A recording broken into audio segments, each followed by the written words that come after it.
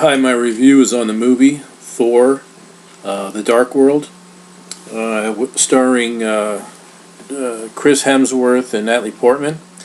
And I have a little bit of a summary of the movie before I get to the review. Eons ago, and this is just to give you a little bit idea of the movie. Eons ago, Bor, the father of Odin, clashes with the dark elf Malekith, who seeks to destroy the universe using a weapon known as the Ether.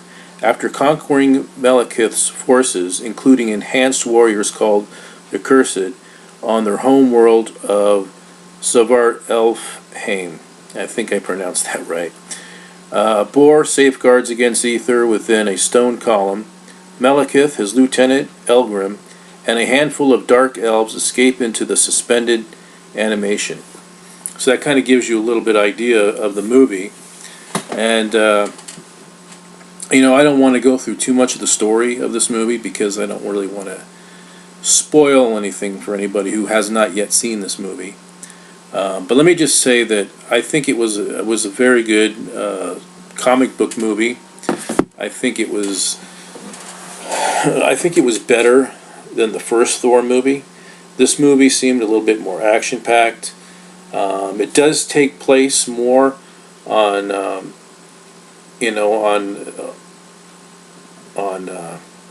Asgard and on the planet Asgard. So, but you do see some of Earth, and then you Asgard. You see that mostly through the whole movie, and I really like the way the world of Asgard was done. The way they made it look and everything. The movie had kind of a science fiction feel to it because of all the science fiction kind of spacey kind of stuff and everything in it. Because it takes place on another planet.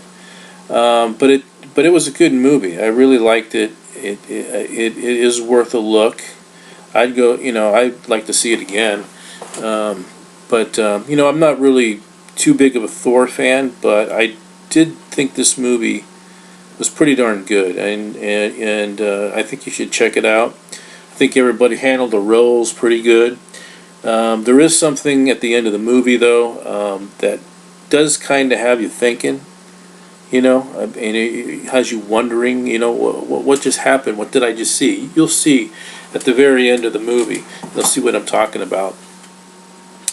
And I also, another thing I don't want to tell anybody about, but wait until after the credits roll, and then eventually they'll show like a little short of something that has to do with the film or the sequel. You know how they always do that with these Marvel movies. So kind of wait a little bit after the credits, and you'll see what I mean. The movie was pretty darn good. I mean, I liked it, and the action scenes were good.